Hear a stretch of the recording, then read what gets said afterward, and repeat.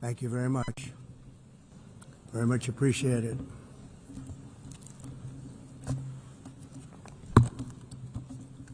And I don't mind making this speech without a teleprompter, because the teleprompter is not working. I feel very happy to be up here with you nevertheless, and that way you speak more from the heart. I can only say that whoever's operating this teleprompter is in big trouble.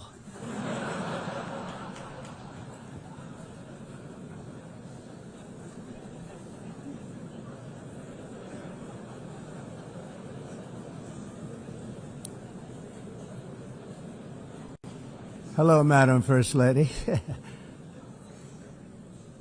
Thank you very much for being here. And Madam President, Mr. Secretary General, First Lady of the United States, distinguished delegates, ambassadors, and world leaders. 6 years have passed since I last stood in this grand hall and addressed a world that was prosperous and at peace in my first term. Since that day, the guns of war have shattered the peace I forged on 2 continents. An era of calm and stability gave way to one of the great crises of our time. And here in the United States, 4 years of weakness, lawlessness, and radicalism under the last administration delivered our nation into a repeated set of disasters. 1 year ago, our country was in deep trouble, but today, just 8 months into my administration, we are the hottest country anywhere in the world, and there is no other country even close. America is blessed with the strongest economy, the strongest borders, the strongest military, the strongest friendships, and the strongest spirit of any nation on the face of the earth. This is indeed the golden age of America. We are rapidly reversing the economic calamity we inherited from the previous administration, including ruinous price increases and record-setting inflation like we've never had before. Under my leadership, energy costs are down, gasoline prices are down, grocery prices are down, mortgage rates are down, and inflation has been defeated. The only thing that's up is the stock market, which just hit a record high. In fact, it hit a record high 48 times in the last short period of time. Growth is surging, manufacturing is booming. The stock market, as I said, is doing better than it's ever done. And all of you in this room benefit by that. Almost everybody. And importantly, workers' wages are rising at the fastest pace in more than 60 years. And that's what it's all about, isn't it? In 4 years of President Biden, we had less than $1 trillion of new investment into the United States. In just 8 months since I took office, we have secured commitments and money already paid for $17 trillion.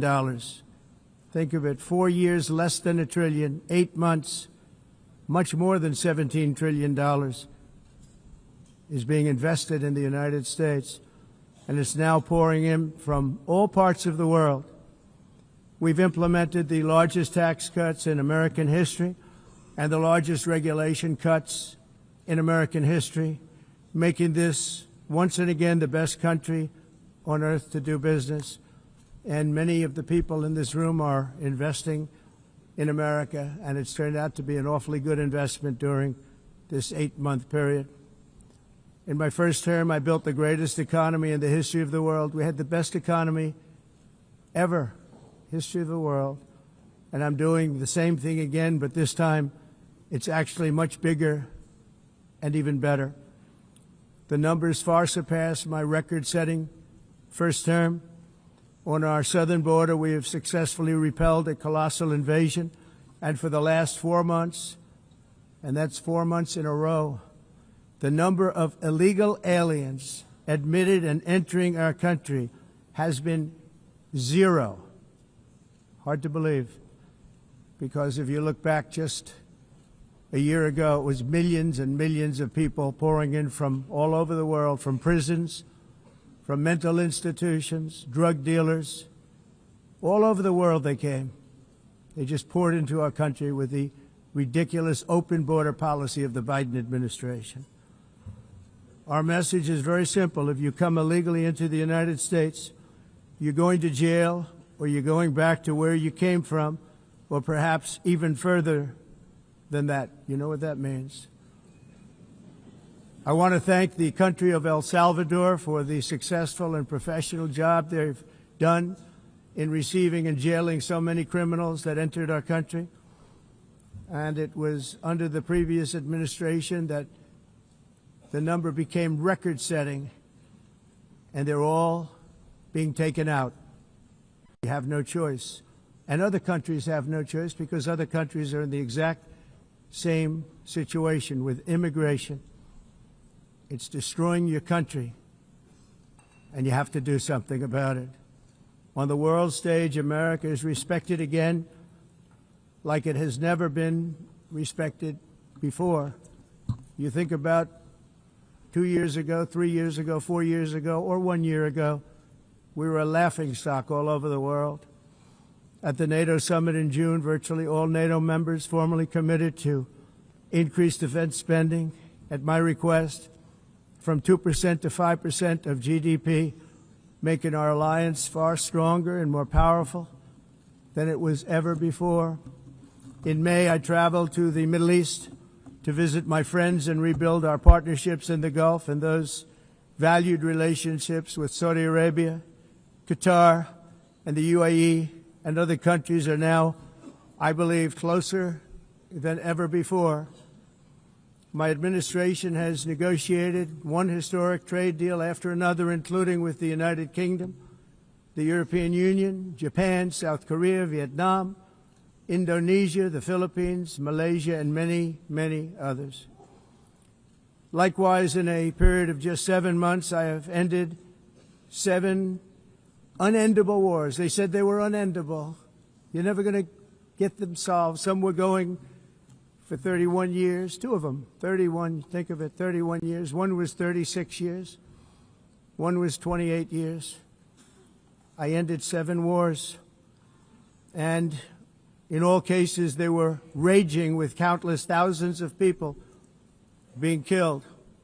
This includes Cambodia and Thailand, Kosovo and Serbia, the Congo and Rwanda, a vicious, violent war that was, Pakistan and India, Israel and Iran, Egypt and Ethiopia, and Armenia and Azerbaijan.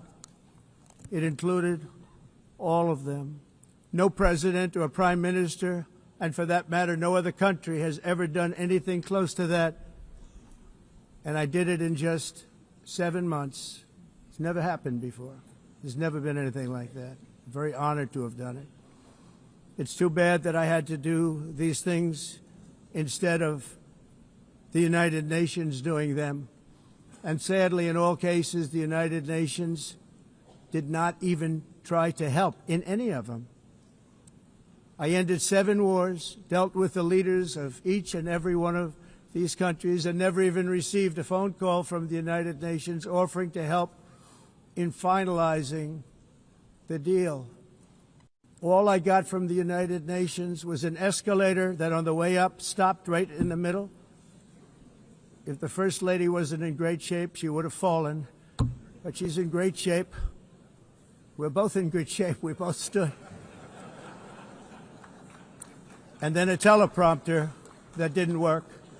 These are the 2 things I got from the United Nations, a bad escalator and a bad teleprompter. Thank you very much. And by the way, it's working now. It just went on. Thank you. I think I should just do it the other way. It's easier. Thank you very much. I didn't think of it at the time because I was too busy working to save millions of lives. That is the saving and stopping of these wars. But later I realized that the United Nations wasn't there for us. They weren't there. I thought of it really after the fact, not during these negotiations, which were not easy. That being the case, what is the purpose of the United Nations? The UN has such tremendous potential. I've always said it. It has such tremendous, tremendous potential, but it's not even coming close to living up to that potential. For the most part, at least for now, all they seem to do is write a really strongly worded letter and then never follow that letter up. It's empty words, and empty words don't solve war. The only thing that solves war and wars is action. Now, after ending all of these wars and also earlier negotiating the Abraham Accords, which is a very big thing for which our country received no credit, never receives credit. Everyone says that I should get the Nobel Peace Prize for each one of these achievements. But for me, the real prize will be the sons and daughters who live to grow up with their mothers and fathers, because millions of people are no longer being killed in endless and unglorious wars. What I care about is not winning prizes, it's saving lives. We saved millions and millions of lives with the 7 wars. And we have others that we're working on, and you know that. Many years ago, a very successful real estate developer in New York, known as Donald J. Trump, I bid on the renovation and rebuilding of this very United Nations complex. I remember it so well. I said at the time that I would do it for $500 million, rebuilding everything. It would be beautiful. I used to talk about, I'm going to give you marble floors. They're going to give you terrazzo. I'm going to give you the best of everything. You're going to have mahogany walls. They're going to give you plastic. But they decided to go in another direction, which was much more expensive at the time, and which actually produced a far inferior product. And I realized that they did not know what they were doing when it came to construction, and that their building concepts were so wrong, and the product that they were proposing to build was so bad and so costly. It was going to cost them a fortune. And I said, and wait till you see the overruns. Well, I turned out to be right. They had massive cost overruns and spent between $2 and $4 billion on the building and did not even get the marble floors that I promised them. You walk on terrazzo. Do you notice that? As far as I'm concerned, frankly, looking at the building and getting stuck on the escalator, they still haven't finished the job. They still haven't finished. That was years ago. The project was so corrupt that Congress actually asked me to testify before them on the tremendous waste of money, because it turned out that they had no idea what it was, but they knew it was anywhere between $2 and $4 billion as opposed to $500 million with a guarantee. But they had no idea, and I said it cost much more than $5 billion. Unfortunately, many things in the United Nations are happening just like that, but on an even much bigger scale, much, much bigger. Very sad to see. Whether the UN can manage to play a productive role, I've come here today to offer the hand of American leadership and friendship to any nation in this assembly that is willing to join us in forging a safer, more prosperous world. And it's a world that we'll be much happier with. A dramatically better future is within our reach. But to get there, we must reject the failed approaches of the past and work together to confront some of the greatest threats in history. There is no more serious danger to our planet today than the most powerful and destructive weapons ever devised by man, of which the United States, as you know, has many. Just as I did in my first term, I've made containing these threats a top priority, starting with the nation of Iran. My position is very simple. The world's #1 sponsor of terror can never be allowed to possess the most dangerous weapon. That's why shortly after taking office, I sent the so-called Supreme Leader a letter making a generous offer. I extended a pledge of full cooperation in exchange for a suspension of Iran's nuclear program. The regime's answer was to continue their constant threats to their neighbors and U.S. interests throughout the region, and some great countries that are right nearby. Today, many of Iran's former military commanders, in fact, I can say almost all of them, are no longer with us. They're dead. And 3 months ago, in Operation Midnight Hammer, 7 American B-2 bombers dropped the 14 30,000-pound each bombs on Iran's key nuclear facilities, totally obliterating everything. No other country on earth could have done what we did. No other country has the equipment to do what we did. We have the greatest weapons on earth. We hate to use them. But we did something that for 22 years people wanted to do. With Iran's nuclear enrichment capacity demolished, I immediately brokered an end to the 12-day war, as it's called, between Israel and Iran, with both sides agreeing to fight no longer. As everyone knows, I have also been deeply engaged in seeking a ceasefire in Gaza. Have to get that done. Have to get it done. Unfortunately, Hamas has repeatedly rejected reasonable offers to make peace. We can't forget October 7th, can we? Now, as if to encourage continued conflict, some of this body is seeking to unilaterally recognize a Palestinian state. The rewards would be too great for Hamas terrorists for their atrocities. This would be a reward for these horrible atrocities, including October 7th, even while they refuse to release the hostages or accept a ceasefire. Instead of giving to Hamas and giving so much, because they've taken so much, they have taken so much. This could have been solved so long ago. But instead of giving in to Hamas's ransom demands, those who want peace should be united with one message: release the hostages now. Just release the hostages now. Thank you.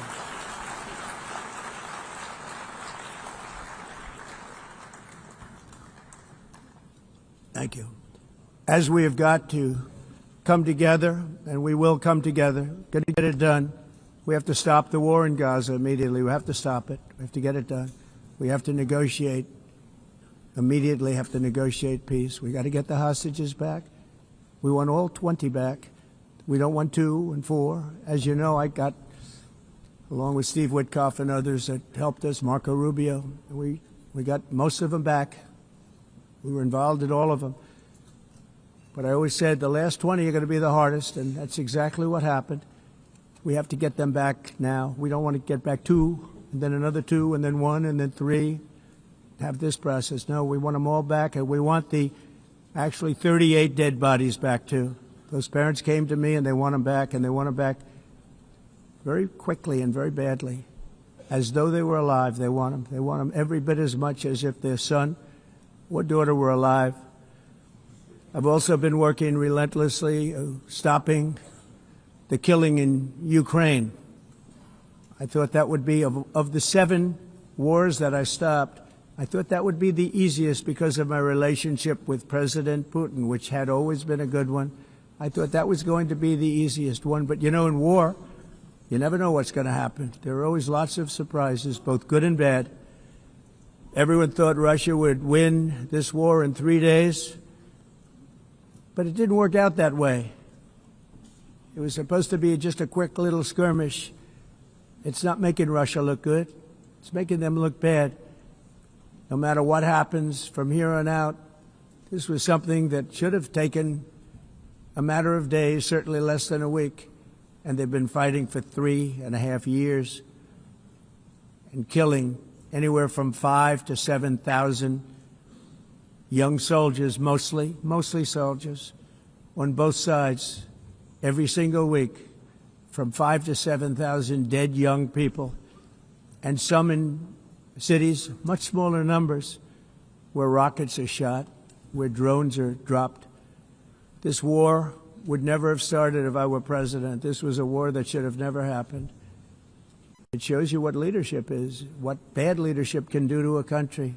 Look what happened to the United States, and look where we are right now in just a short period of time. The only question now is how many more lives will be needlessly lost on both sides. China and India are the primary funders of the ongoing war by continuing to purchase Russian oil. But inexcusably, even NATO countries have not cut off much Russian energy and Russian energy products, which, as you know, I found out about 2 weeks ago, and I wasn't happy. Think of it.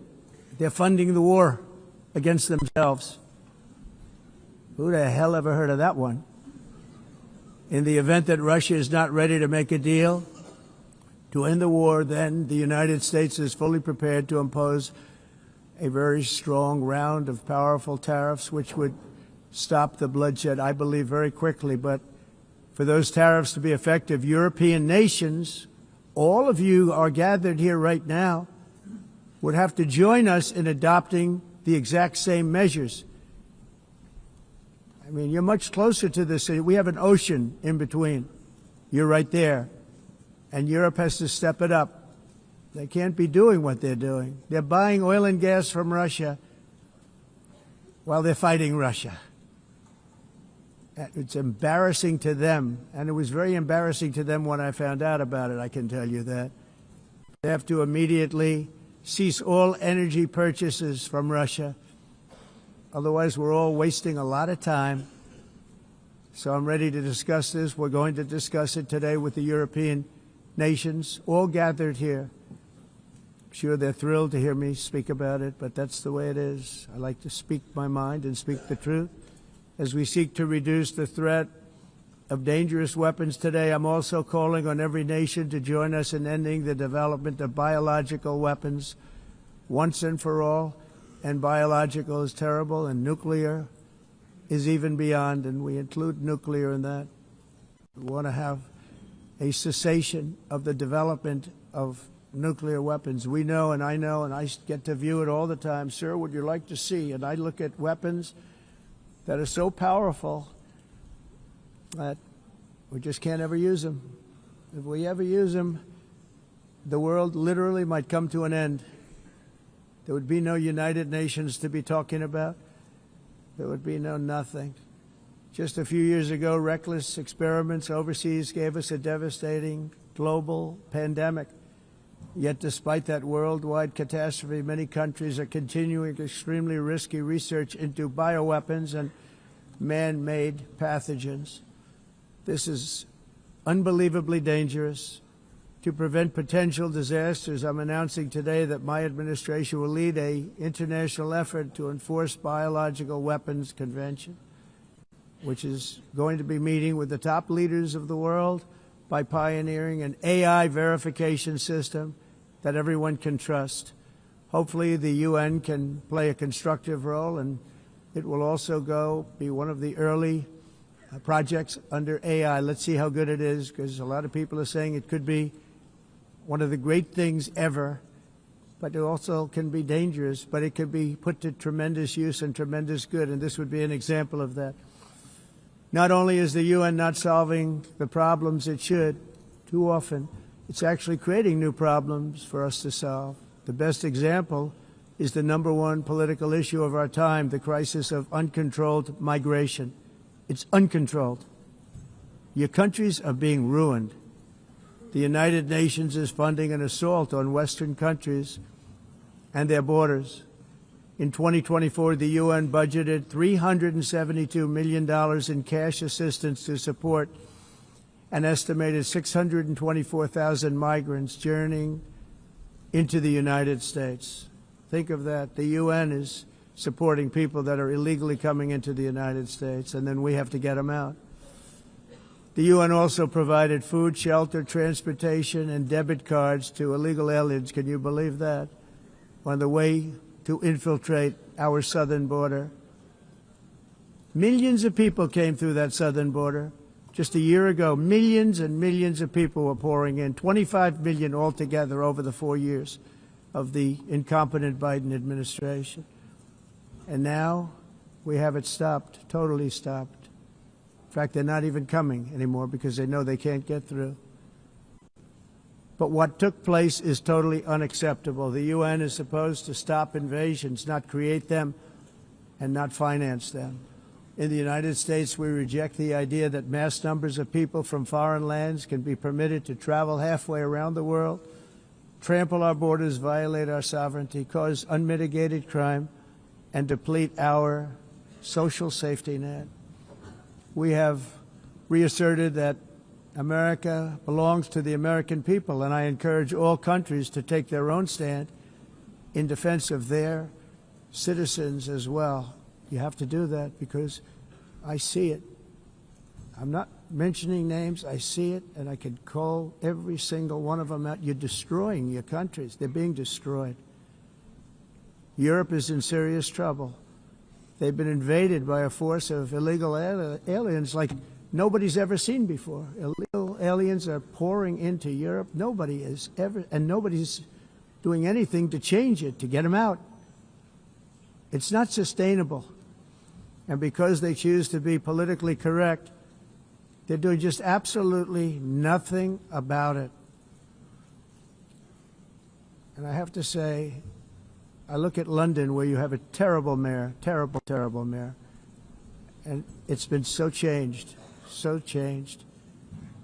Now they want to go to Sharia law. But you're in a different country. You can't do that. Both the immigration and their suicidal energy ideas will be the death of Western Europe if something is not done immediately. This cannot be sustained. What makes the world so beautiful is that each country is unique. But to stay this way, every sovereign nation must have the right to control their own borders. You have the right to control your borders, as we do now, and to limit the sheer numbers of migrants entering their countries and paid for by the people of that nation that were there and that built that particular nation at the time. They put their blood, sweat, tears, money into that country, and now they're being ruined. Proud nations must be allowed to protect their communities and prevent their societies from being overwhelmed by people they have never seen before, with different customs, religions, with different everything. Where migrants have violated laws, lodged false asylum claims, or claimed refugee status for illegitimate reasons, they should, in many cases, be immediately sent home. And while we will always have a big heart for places and people that are struggling and truly compassionate, answers will be given. We have to solve the problem, and we have to solve it in their countries, not create new problems in our countries. And we are very helpful to a lot of countries that are just not able to send their people anymore. They used to send them to us in caravans of 25,000, 30,000 people each. These massive caravans of people pouring into our country, totally unchecked and unvetted. But not anymore. According to the Council of Europe, in 2024, almost 50% of inmates in German prisons were foreign nationals or migrants. In Austria, the number was 53% of the people in prisons were from places that weren't from where they are now. In Greece, the number was 54%, and in Switzerland, beautiful Switzerland, 72% of the people in prisons are from outside of Switzerland. When your prisons are filled with so-called asylum seekers who repaid kindness, and that's what they did, they repaid kindness with crime. It's time to end the failed experiment of open borders. You have to end it now. See, I can tell you. I'm really good at this stuff. Your countries are going to hell. In America, we've taken bold action to swiftly shut down uncontrolled migration. Once we started detaining and deporting everyone who crossed the border and removing illegal aliens from the United States, they simply stopped coming. They're not coming anymore. We're getting a lot of credit, but they're not coming anymore. This was a humanitarian act for all involved, because on the trips up, thousands of people a week were dying. Women were being raped. Nobody's ever seen anything like it. Raped, horribly beaten, raped. On the trip up, the journey up, it was a long walk. It was a long, arduous journey, indeed. And it was also a historic victory against human trafficking throughout the region. What we did was a victory, and we saved so many lives of people that wouldn't make the journey. That journey was loaded up with death. loaded up with death. Dead bodies all along the roads of jungles to get up. They go through jungles, they go through areas so hot you couldn't breathe. They were dying of suffocation, areas so hot that you couldn't breathe. Dead bodies all over. By them not coming, we're saving tremendous numbers of lives. My people have done a fantastic job in doing what they did, and the American public agrees with it. I mean, I was very proud to see this morning I have the highest poll numbers I've ever had. Part of it is because of what we've done on the border. I guess the other part is what we've done on the economy. Joe Biden's policies empowered murderous gangs, human smugglers, child traffickers, drug cartels, and prisoners from all over the world. The previous administration also lost nearly 300,000 children. Think of that. They lost more than 300,000 children, little children, who were trafficked into the United States on the Biden watch, many of whom have been raped, exploited, and abused, and sold. Sold. Nobody talks about that. The fake news doesn't write about it. With many others, young children who are missing or dead. And we found a lot of these children, and we're sending them back, and we've been sending them back to their parents. They said, nobody knows who they are. They said, where do you come from? And they'll give us a country, and we'll find out, and we'll figure it out, and we'll bring them back to their homes. And the mother and father rush to the door, and there are tears in their eyes. They can't believe that they're seeing their son or daughter, their little son or daughter again. We've done almost 30,000 of them so far. Any system that results in the mass trafficking of children is inherently evil. Yet that is exactly what the globalist migration agenda has done, and it's what it's all about. In America, those days, as you know, are over. The Trump administration is working, and we are continuing to work to track down the villains that are causing this problem, and also, as I said, to get back the 30,000 we've already returned. Now I think we're going to have another. We're going to find a lot. You're not going to find all of them. 300, more than 300,000. They're lost or they're dead. They're lost or they're dead because of the animals that did this. To protect our citizens, I've also designated multiple savage drug cartels as far as and you see this, and you see it happening right before your eyes.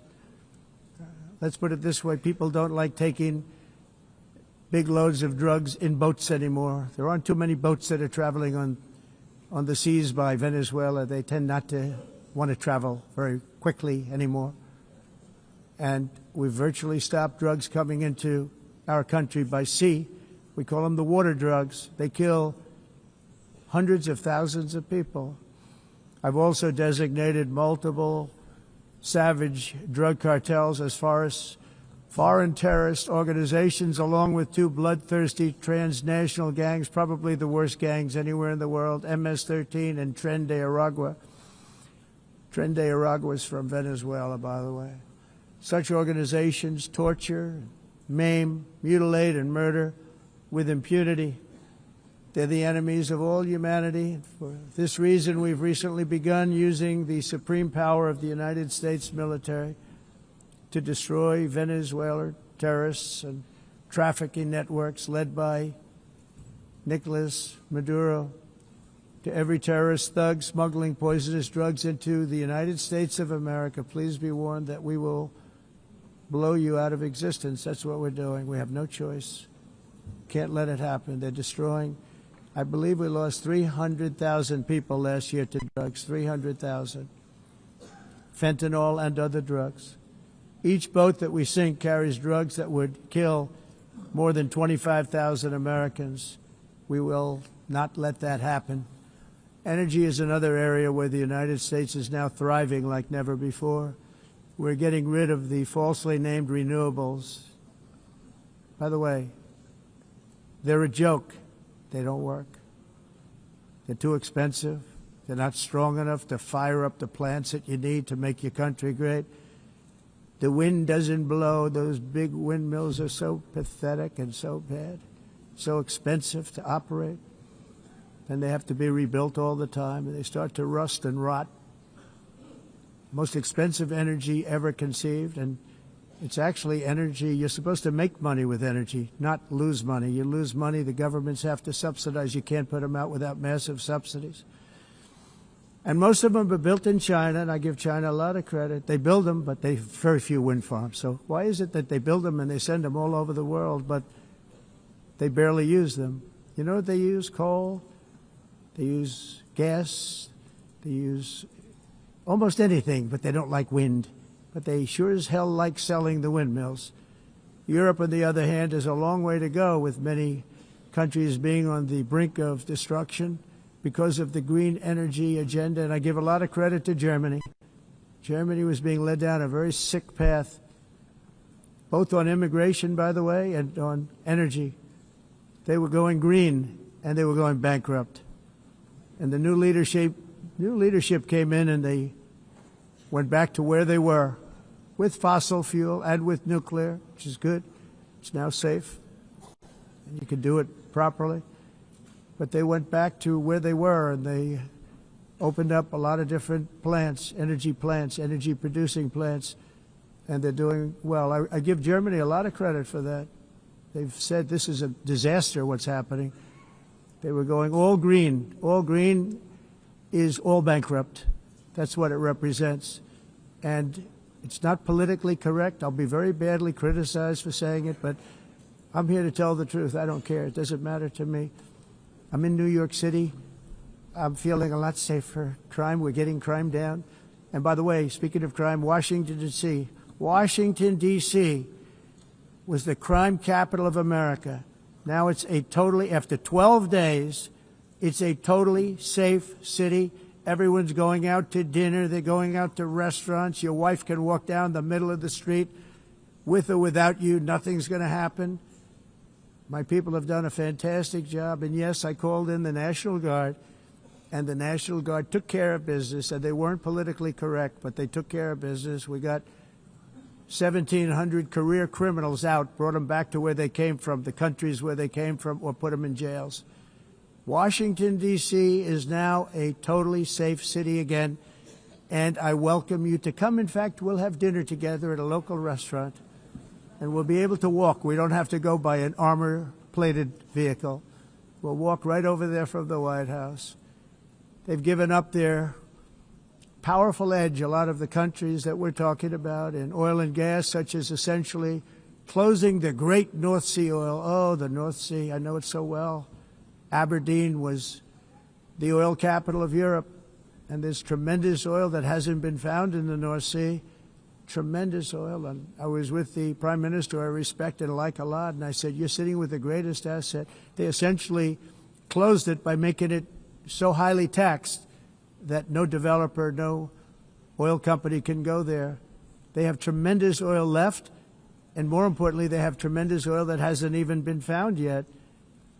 And what a tremendous asset for the United Kingdom. And I hope the Prime Minister is listening, because I told it to him 3 days in a row. That's all he heard. North Sea oil, North Sea, because I want to see them do well. I want to stop seeing them ruining that beautiful Scottish and English countryside with windmills and massive solar panels that go 7 miles by 7 miles, taking away farmland. But we're not letting this happen in America. In 1982, the executive director of the United Nations Environmental Program predicted that by the year 2000, climate change would cause a global catastrophe. He said that it will be irreversible, as any nuclear holocaust would be. This is what they said at the United Nations. What happened? Here we are. Another UN official stated in 1989 that within a decade, entire nations could be wiped off the map by global warming. Not happening. You know, it used to be global cooling. If you look back years ago in the 1920s and the 1930s, they said, global cooling will kill the world. We have to do something. Then they said global warming will kill the world. But then it started getting cooler, so now they could just call it climate change, because that way they can't miss. It's climate change. Because if it goes higher or lower, whatever the hell happens, there's climate change. It's the greatest con job ever perpetrated on the world, in my opinion. Climate change, no matter what happens, you're involved in that. No more global warming, no more global cooling. All of these predictions made by the United Nations and many others, often for bad reasons, were wrong. They were made by stupid people that have cost their countries fortunes and given those same countries no chance for success. If you don't get away from this green scam, your country is going to fail. And I'm really good at predicting things, you know. They actually said during the campaign they had a hat, the best-selling hat. Trump was right about everything. And I don't say that in a braggadocious way, but it's true. I've been right about everything. And I'm telling you that if you don't get away from the green energy scam, your country is going to fail. And if you don't stop people that you've never seen before, that you have nothing in common with, your country is going to fail. I'm the President of the United States, but I worry about Europe. I love Europe. I love the people of Europe. And I hate to see it being devastated by energy and immigration. This double-tailed monster destroys everything in its wake, and they cannot let that happen any longer. You're doing it because you want to be nice. You want to be politically correct, and you're destroying your heritage. They must take control strongly and immediately of the unmitigated immigration disaster and the fake energy catastrophe before it's too late. The carbon footprint is a hoax made up by people with evil intentions, and they're heading down a path of total destruction. You know, the carbon footprint was a big, big thing a few years ago. I remember hearing about the carbon footprint, and then President Obama would get into Air Force One, a massive Boeing 747, and not a new one, an old one with old engines that spew everything into the atmosphere. He'd talk about the carbon footprint, we must do so. Then he'd get in and he'd fly from Washington to Hawaii to play a round of golf.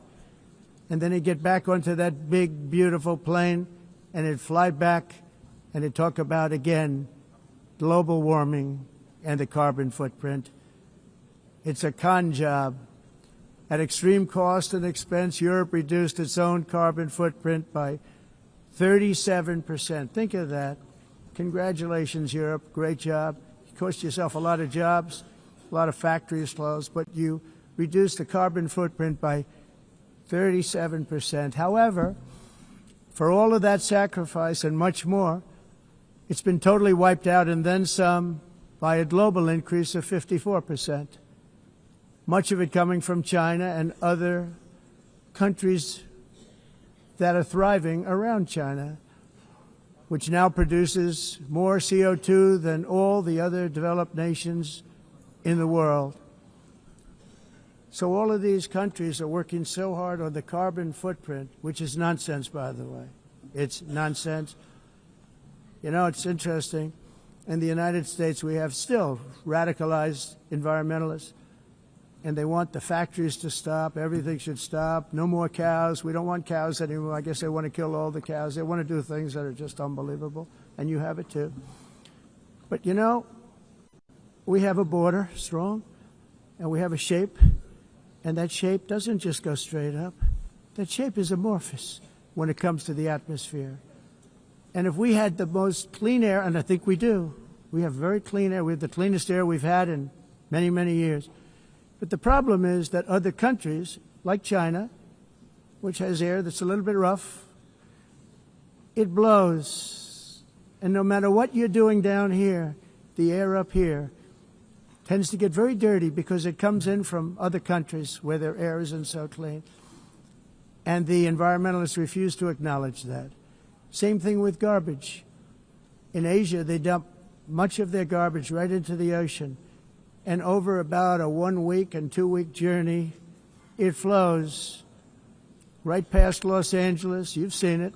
Massive amounts of garbage, almost too much to do anything about, flowing past Los Angeles, past San Francisco, and then somebody will get in trouble because he dropped a cigarette on the beach. The whole thing is crazy. The primary effect of these brutal green energy policies has not been to help the environment, but to redistribute manufacturing and industrial activity from developed countries that follow the insane rules that are put down to polluting countries that break the rules and are making a fortune. They're making a fortune. European electricity bills are now 4 to 5 times more expensive than those in China, and 2 to 3 times higher than the United States. And our bills are coming way down. You probably see that our gasoline prices are way down. You know, we have an expression, drill, baby, drill, and that's what we're doing. We're going to be much lower in a year from now. But they've come way down over the last year. As a result, every air conditioner is like very uncommon to see one in some of these countries because the electric costs are so high. So while the U.S. has approximately 1,300 heat-related deaths annually, that's a lot, Europe loses more than 175,000 people to heat deaths each year because the costs are so expensive you can't turn on an air conditioner. What is that all about? That's not Europe. That's not the Europe that I love and know. All in the name of pretending to stop the global warming hoax. The entire globalist concept of asking successful industrialized nations to inflict pain on themselves and radically disrupt their entire societies must be rejected completely and totally, and it must be immediate. That's why in America I withdrew from the fake Paris Climate Accord, where, by the way, America was paying so much more than every country. Others weren't paying. China didn't have to pay until 2030. Russia was given an old standard that was easy to meet, a 1990 standard. But for the United States, we're supposed to pay like $1 trillion. And I said, this is another scam. The fact is, the United States has been taken advantage of by the world for many, many years, but not any longer, as you probably noticed. I unleashed massive energy production and signed historic executive orders to hunt for oil, but we don't have to do much hunting because we have the most oil of any nation anywhere, oil and gas in the world. And if you add coal, we have the most of any nation in the world. Clean, I call it clean, beautiful coal. You can do things today with coal that you couldn't have done 10 years ago, 15 years. So I have a little standing order in the White House. Never use the word coal, only use the words clean, beautiful coal. Sounds much better, doesn't it? But we stand ready to provide any country with abundant, affordable energy supplies if you need them, when most of you do. We're proudly exporting energy all over the world. We're now the largest exporter. In the United States, we want trade and robust commerce with all nations, everybody. We want to help nations. We're going to help nations. But it must also be fair and reciprocal. The challenge with trade is much the same with climate. The countries that followed the rules, all their factories have been plundered. It's really sad to watch. They've been broken. They've been broken by countries that broke the rules. That's why the United States is now applying tariffs to other countries, and much as these tariffs were for many years applied to us, uncontrollably applied to us. We've used tariffs as a defense mechanism under the Trump administration, including my first term, where hundreds of billions of dollars in tariffs were taken in. And by the way, we had the lowest inflation, and now we have very low inflation. The only thing different is that we have hundreds of billions of dollars flowing into our country.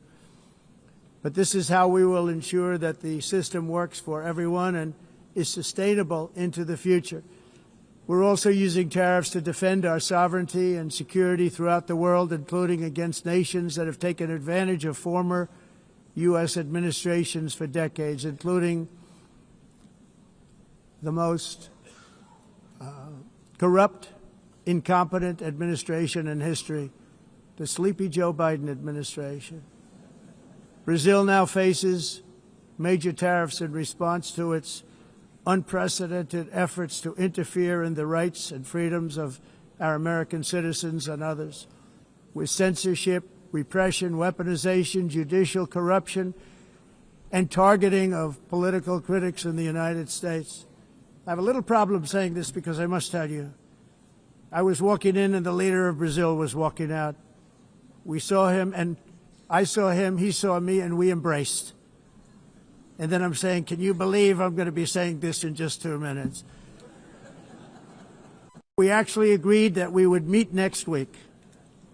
We didn't have much time to talk, like about 20 seconds. They were in retrospect, I'm glad I waited because this thing didn't work out too well. But we did talk. We had a good talk, and we agreed to meet next week, if that's of interest. But he seemed like a very nice man, actually. He liked me, I liked him. But if you, and I only do business with people I like. When I don't like them, I don't like them. But we had, at least for about 39 seconds, we had excellent chemistry. It's a good sign. But also in the past, Brazil, can you believe this, unfairly tariffed our nation, but now because of our tariffs, we are hitting them back, and we're hitting them back very hard. As president, I will always defend our national sovereignty and the rights of American citizens. So I'm very sorry to say this, that Brazil is doing poorly and will continue to do poorly. They can only do well when they're working with us.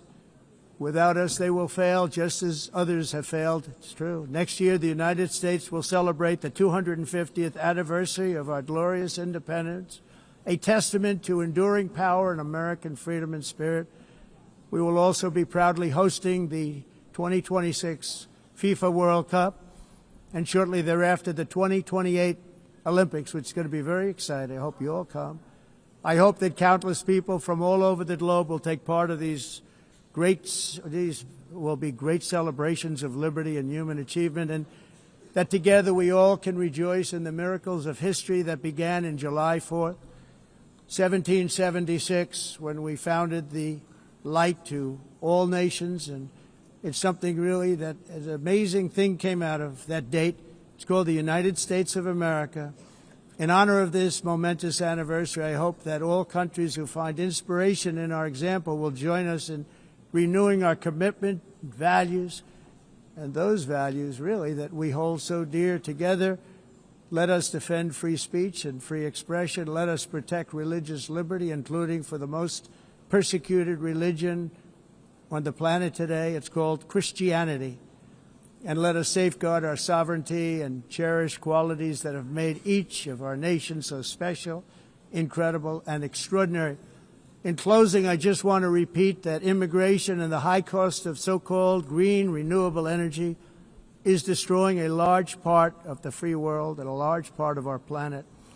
Countries that cherish freedom are fading fast because of their policies on these two subjects. You need strong borders and traditional energy sources if you are going to be great again. Whether you have come from north or south, east or west, near or far, every leader in this beautiful hall today represents a rich culture, a noble history, and a proud heritage that makes each nation majestic and unique, unlike anything else in human history or any other place on the face of the earth. From London to Lima, from Rome to Athens, from Paris to Seoul, from Cairo to Tokyo and Amsterdam to right here in New York City, we stand on the shoulders of the leaders and legends, generals and giants, heroes and titans who won and built our beloved nations, all of our nations, with their own courage, strength, spirit, and skill. Our ancestors climbed mountains, conquered oceans, crossed deserts, and trekked over wide open plains. They charged into thunderous battles, plunged into grave dangers, and they were soldiers and farmers and workers and warriors and explorers and patriots. They built towns into cities, tribes into kingdoms, ideas into industries, and small islands into mighty empires. You're a part of all of that. They were champions for their people who never gave up and who never, ever gave in. Their values defined our national identities. Their visions forged our magnificent destiny. Everybody in this room is a part of it in your own way. Each of us inherits the deeds and the myths the triumphs, the legacies of our own heroes and founders who so bravely showed us the way. Our ancestors gave everything for homelands that they defended with pride, with sweat, with blood, with life, and with death. Now the righteous task of protecting the nations that they built belongs to each and every one of us. So together let us uphold our sacred duty to our people and to our citizens. Let us protect their borders, ensure their safety, preserve their cultures, treasure, and traditions, and fight, fight, fight for their precious dreams and their cherished freedoms. And in friendship and really a beautiful vision, let us all work together to build a bright, beautiful planet, a planet that we all share, a planet of peace and a world that is richer, better, and more beautiful than ever before. That can happen. It will happen. It will happen, and I hope it can happen and start right now, right at this moment. We'll turn it around. We're going to make our countries better, safer, more beautiful. We're going to take care of our people. Thank you very much. It's been an honor. God bless the nations of the world. Thank you very much. Bye.